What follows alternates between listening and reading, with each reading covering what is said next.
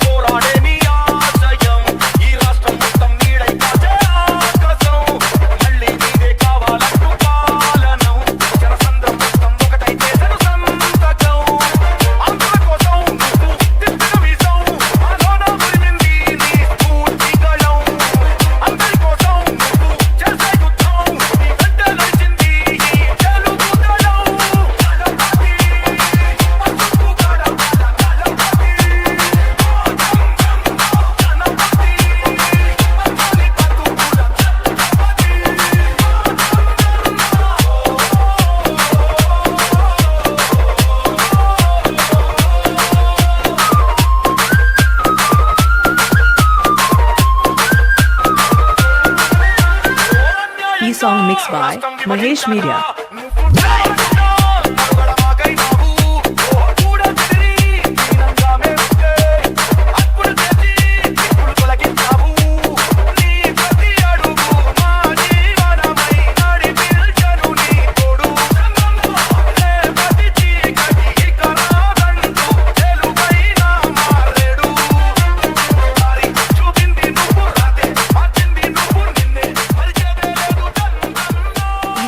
By Mahesh Media.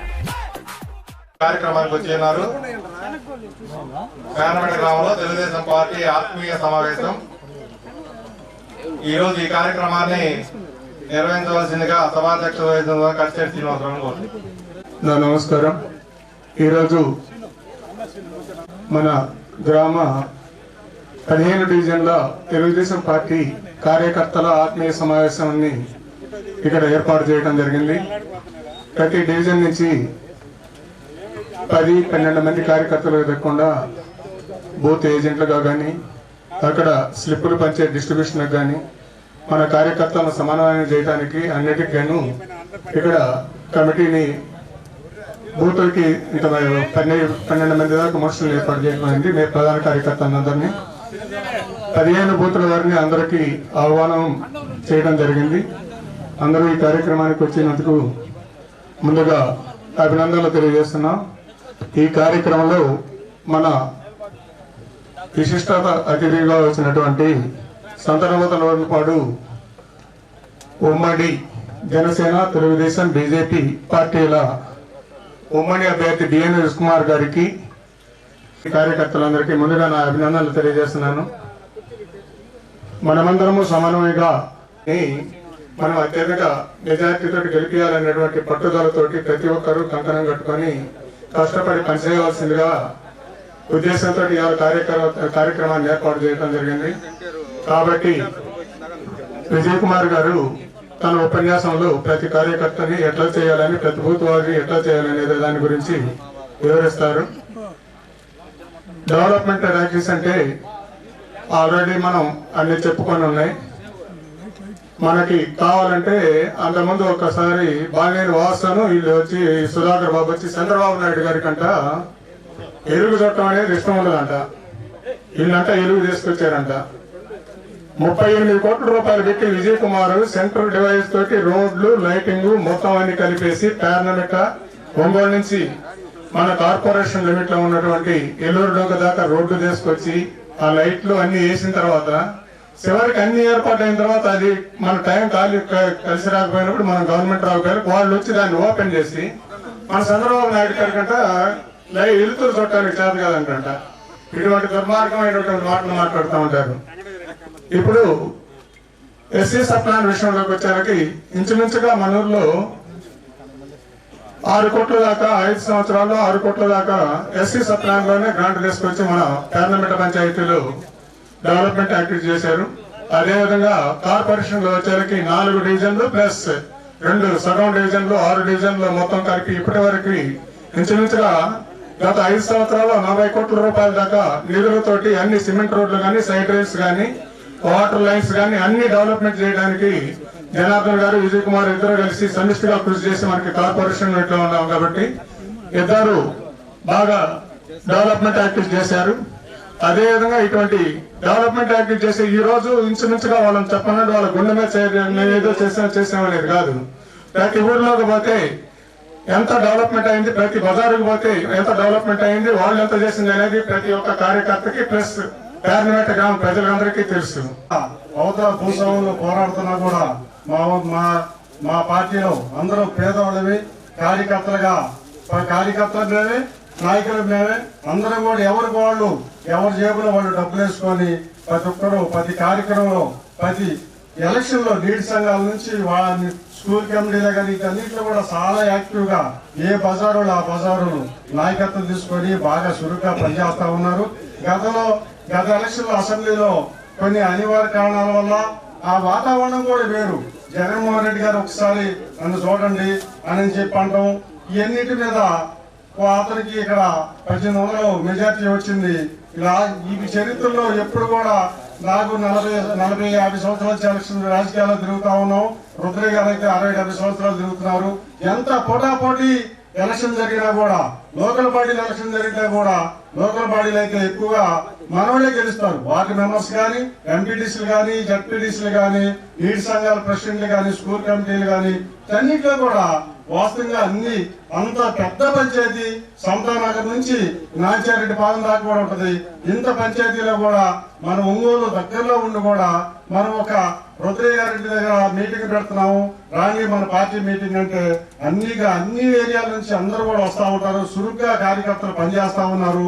ఇది మన ఈ విజయ్ కుమార్ గారికి పోటీ భయం వేస్తా ఉంది. లాస్ట్ టైం 1800 మెజార్టీ వచ్చింది, అదే వస్తుంది అని చెప్పి అంటా ఉన్నారు. దాన్ని మనం తిరగరాయాలి. మనం ఇది మెజార్టీగా మెజార్టీ 100-200 అయినా కానీ మెజార్టీ తీసుకొచ్చి విజయ్ కుమార్ ని పెద్ద ఊరేగింపు చేయాలని చెప్పి మీ అందరికి తెలియజేస్తా ఉన్నాం.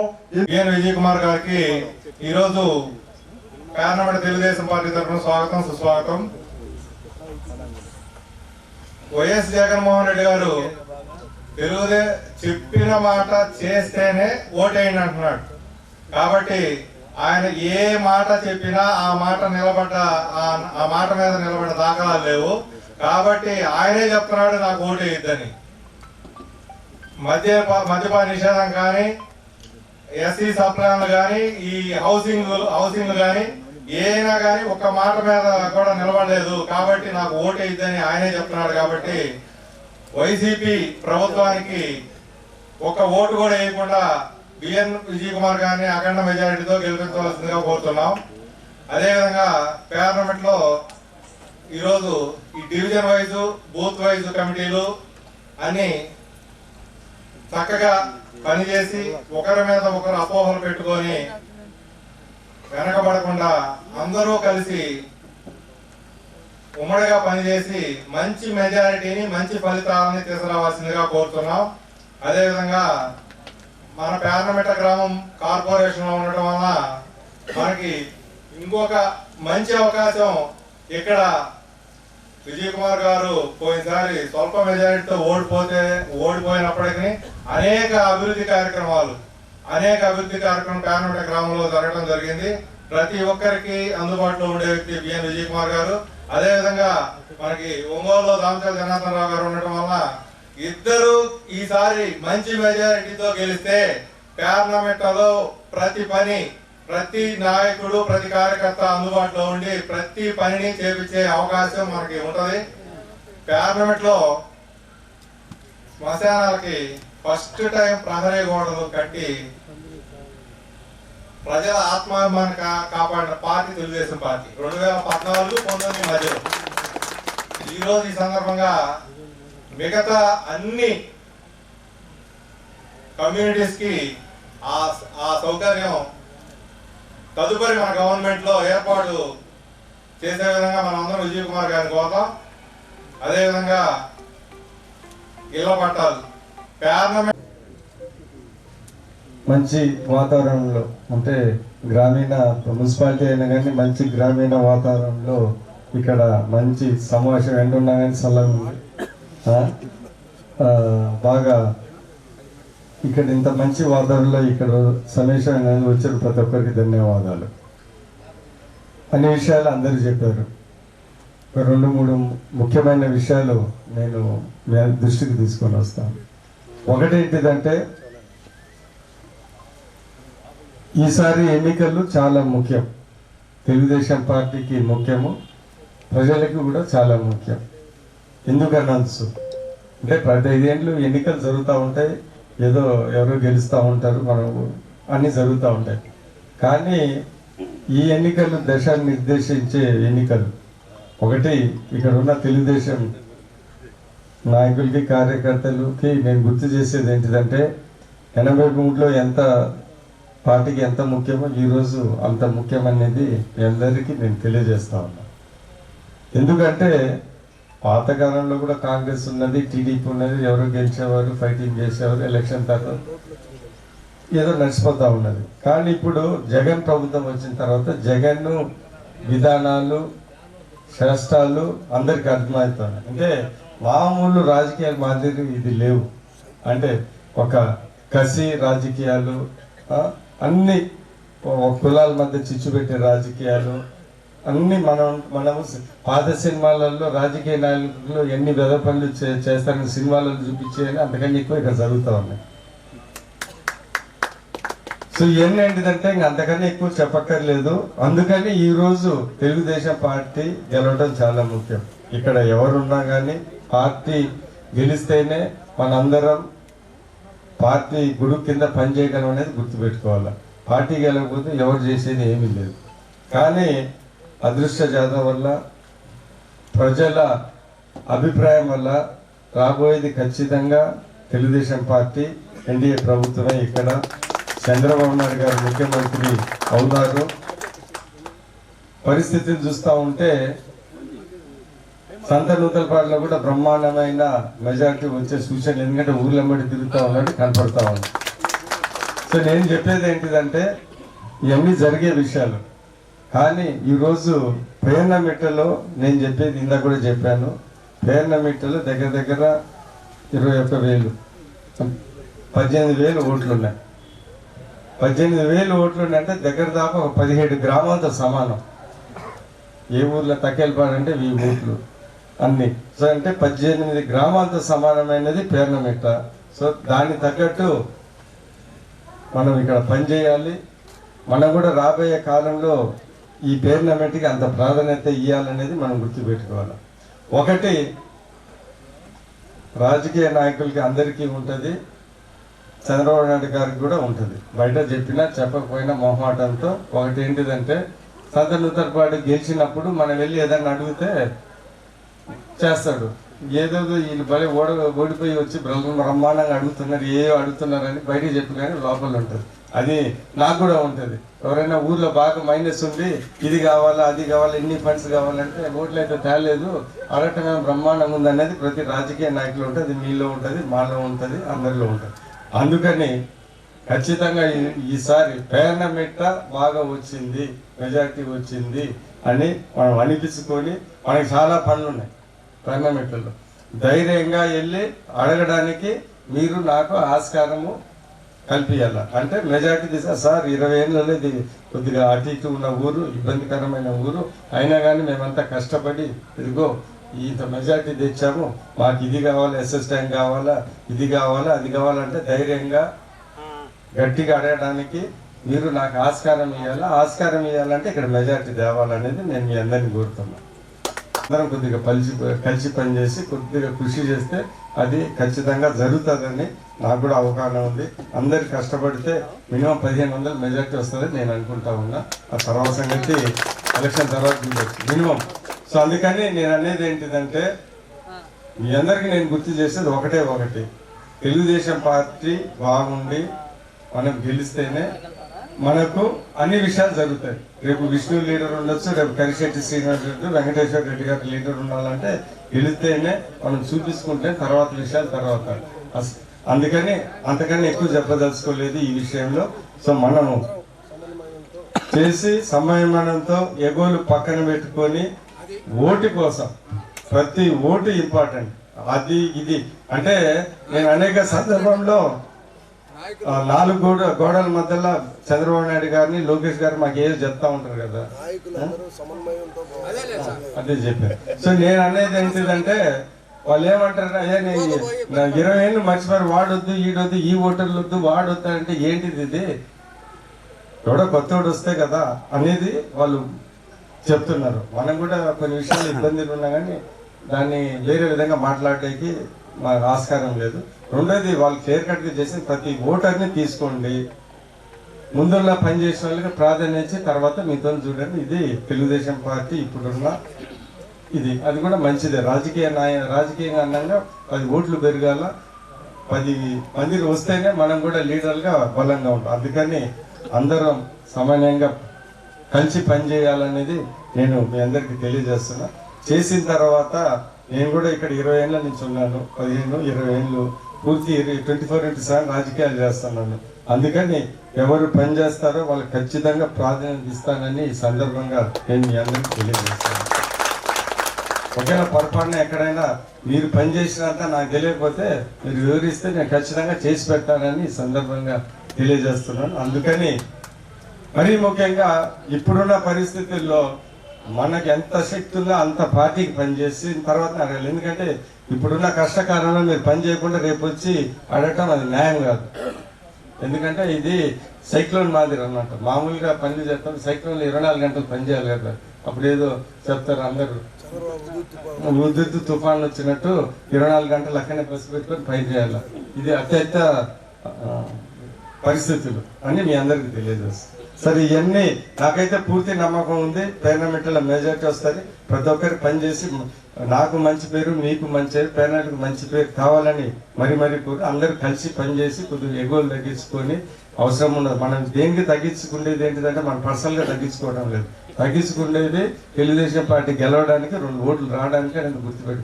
నేను విజయ్ కుమార్ కోసం మనం తగ్గించుకోవడం లేదు, లేకపోతే కరిశెట్టి సింగ్ కోసం తగ్గించుకోవడం, తెలుగుదేశం పార్టీ కోసం తగ్గించుకుంటాం, ఓట్ల కోసం తగ్గించుకుంటాం అనేది ముందలు పెట్టుకోండి. అన్నీ బాగానే ఉంటాయని ఈ సందర్భంగా తెలియజేస్తాము. సరే, ఇప్పుడు పేర్నమెంట్కి వస్తే ఒకటి పూర్తిగా చెప్పాలి. మనం ఎక్కడ వెళ్ళినా, ఎవరు వెళ్ళినా, మదిపాడు వెళ్ళినా కానీ, ఎంజిపాడు వెళ్ళినా కానీ 2 మాట్లాడతారు.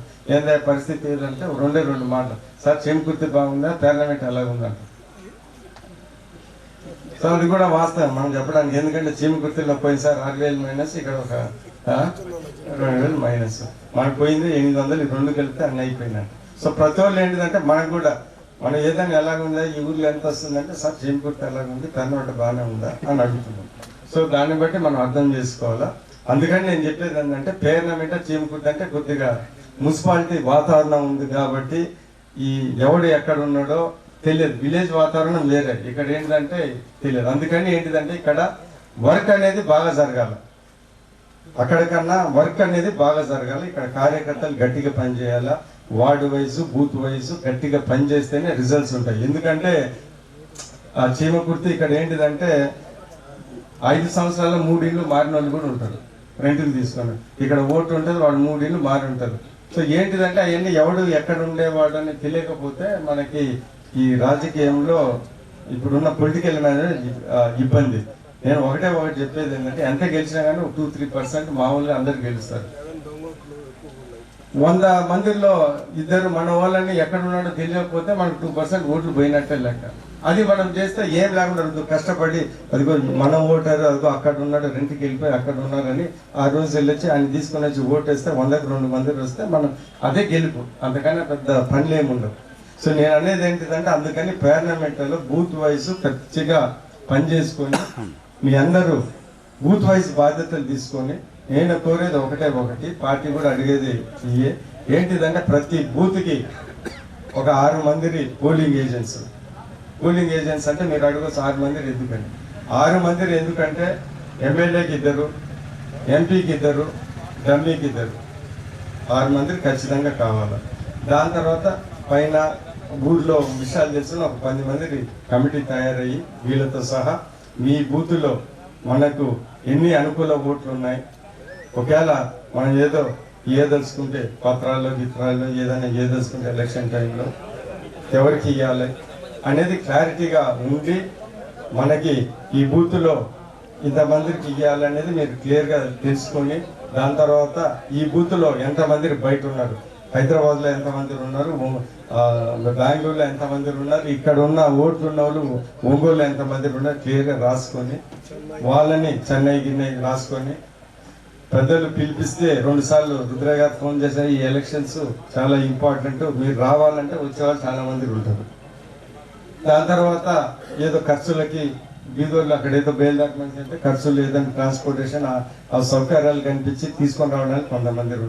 ఇవన్నీ ముందల్లే పెట్టుకొని ఒక ఐడియా ప్రకారం వెళ్తే ఎలక్షన్ ఒక రోజు ముందల వాడు బెంగళూరులో ఉండి రేపు ఉదయాన్నే రమ్మంటే నువ్వు కొడతారు కానీ ఎలాగొస్తుంది, అది సాధ్యం కాని పని. ఇప్పుడున్న పరిస్థితుల్లో ఏంటిదంటే ట్రైన్ టికెట్లు బుక్ చేయాలన్నా కానీ లేకుంటే బస్సులు బుక్ చేయాలన్నా కానీ ఇబ్బంది. అందుకని ముందల్ల క్లియర్గా చేసుకొని మనం ఒక పద్ధతి ప్రకారం వెళ్ళాలి. అక్కడ ఒక కొన్ని ఓట్లు మిస్ అయినా కానీ మెజార్టీలు అక్కడనే పోతాయి. అందుకని మనము ఎన్ని పోలింగ్ వైజ్ చేసి నేను ఆల్రెడీ ఇంతకుముందు చెప్పాను, ఒక 5 రోజులలో పోలింగ్ బూతుల్లో ఇదిగో మా ఓట్లు ఏదైనా ఏదలుచుకుంటే వీళ్ళకి ఇవ్వాలి, బయట వీళ్ళు ఉన్నారు వీళ్ళని తీసుకొని రావాలి. దాని తర్వాత మా పోలింగ్ బూత్లో బ్యాలెట్ ఓట్లు